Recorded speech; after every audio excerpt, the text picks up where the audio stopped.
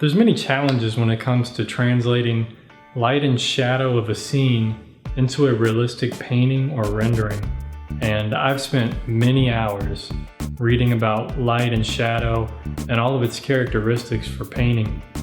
And honestly, I'm still a little confused about a few things. I think we all have a universal understanding that the absence of light is shadow, and by shadow I mean black. I mean, think about when you're in a room at night with no lights on. The room is pitch black. So why is it that when we look at shadows throughout our day, they don't appear this way? Now, that's one of the main reasons why I'm doing this experiment, is to find the answer to that question. I've seen photos online showing different colored light sources, with the shadow being the complementary color to that light source. For instance, a red light source would show a green shadow, and an orange light would show a blue shadow. I kind of just accepted this as fact and moved on without ever questioning it. But I finally decided to do my own test to see if this was true. I ended up setting up two different experiments. The first experiment was in a dark, isolated room with no outside influences or light sources.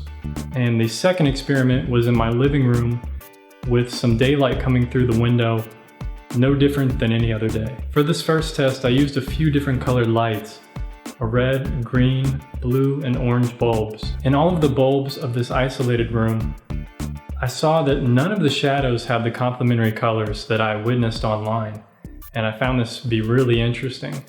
The shadows were just dark, kind of black, and just had a little bit of the color of the light source. So in the second test, in my living room with a little bit of daylight coming in, I found the complementary color scheme to be quite true. It may not look super convincing in this video, but I can assure you that in real life, the colors were much stronger. I also brought in some other objects to see how the cup and its shadow would react to the light reflecting back onto them. I found I was able to alter the color of the shadow by changing the object's surroundings. We must understand as artists that whether we're painting indoors or outdoors, that a shadow, the color of a shadow or an object, can change quite easily depending on its surroundings, its environment, the light, all different kinds of factors. I know that there are a lot of different guidelines and rules out there to follow, such as warm light, cool shadows, or cool light, warm shadows, and all of these depend on what's around it. All of these guidelines will change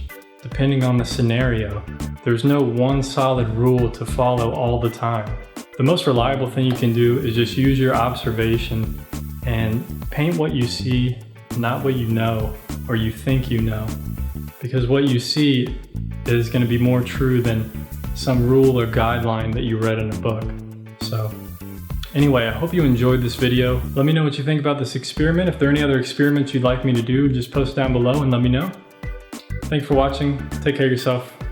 Peace.